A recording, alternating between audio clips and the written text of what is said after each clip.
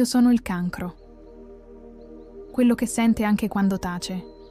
Quello che protegge gli altri, anche quando dentro è stanco. A giugno ho bisogno di guardarmi con più onestà, di chiedermi: mi sto ancora prendendo cura di me o solo di tutti gli altri? Sono abituato a sentire prima di capire, a percepire quando qualcosa non va, anche se nessuno lo dice. E in giugno questa sensibilità diventa ancora più viva, ma anche più faticosa. Sento tutto e spesso lo tengo dentro, non perché voglia nascondere, ma perché mi sembra di non avere lo spazio per farlo uscire, come se le emozioni degli altri venissero prima delle mie.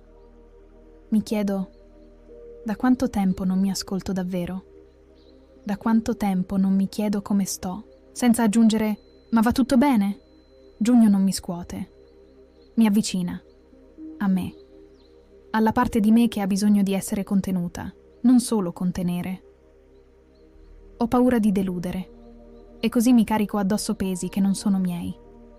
Mi rendo disponibile, anche quando non ho più energie. Faccio finta di essere forte, ma a volte sto solo cercando qualcuno che mi dica: puoi appoggiarti anche tu. Tratto la mia stanchezza come se fosse debolezza, il mio bisogno di vicinanza come se fosse un difetto.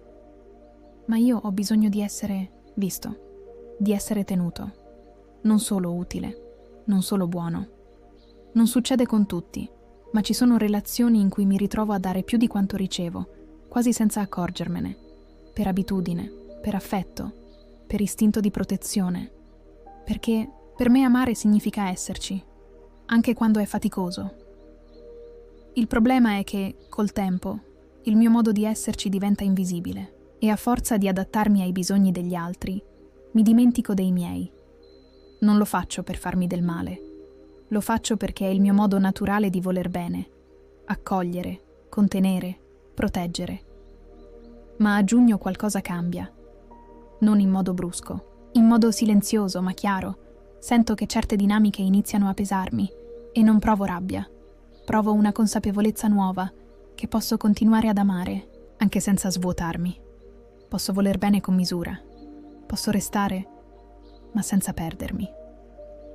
Sto imparando a cambiare sguardo, a guardarmi non più con giudizio, ma con una forma nuova di rispetto, per tutto ciò che ho dato, anche quando non veniva chiesto, per tutte le volte in cui ho messo da parte me, convinto che fosse questo l'amore. Ma ora capisco che prendersi cura di me stesso non è egoismo, è equilibrio, è responsabilità verso il mio tempo, la mia energia, il mio spazio interiore. Sto imparando che posso amare senza sacrificarmi ogni volta, che posso essere presente senza dovermi sempre annullare, che posso ascoltare, accogliere, ma posso anche fare un passo indietro. Quando capisco che non c'è accoglienza dall'altra parte, non sto diventando freddo, non sto cambiando cuore. Sto diventando più onesto, più fedele a me stesso e meno disposto a confondere la disponibilità con la rinuncia. Ci sono domande che non faccio ad alta voce, ma che mi accompagnano nei momenti più silenziosi, quando smetto di essere utile, presente, disponibile per tutti, e provo per un attimo a rientrare in me. Chi si prende cura di me quando io non ho più forze? Perché mi sento in colpa se mi scelgo? Se non sono sempre dolce, attento, accomodante, valgo lo stesso? Non sono domande nuove. Sono quelle che ho sempre lasciato in fondo, quelle che rimangono sotto traccia mentre mi occupo degli altri. Non ho tutte le risposte e forse non servono subito, ma giugno mi sta insegnando qualcosa di più prezioso.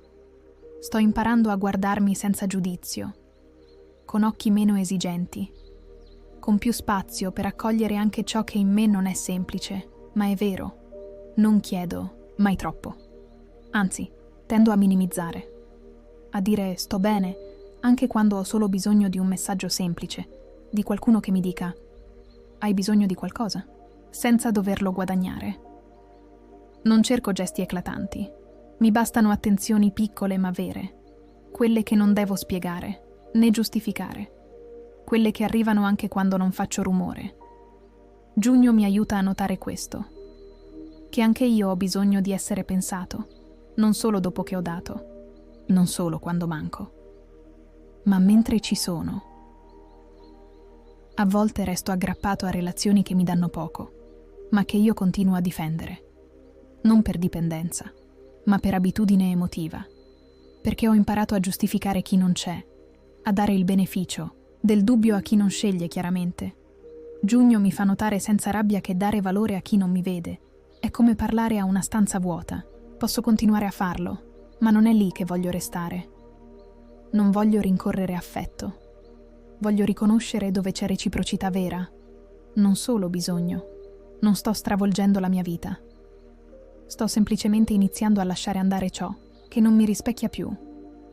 Senza grandi discorsi, senza drammi, solo perché non mi serve più. Sto lasciando andare le risposte che aspetto da troppo tempo, l'abitudine a trattenermi per non disturbare, il bisogno di spiegarmi ogni volta. Giugno mi mostra che si può chiudere una porta con gentilezza, che non serve ferire per scegliere se stessi, e che anche il silenzio può essere una forma di chiarezza. Non ho bisogno di diventare qualcun altro, ho solo bisogno di tornare a me, di riconoscere cosa mi fa bene, senza sentirmi in colpa. Giugno non mi chiede di chiudere porte con rabbia, ma di aprirne alcune che ho lasciato in attesa, quelle che portano verso relazioni più vere, verso gesti più semplici e verso una versione di me che non si dimentica più. Anche io merito spazio, anche io merito presenza, anche quando non sto salvando nessuno.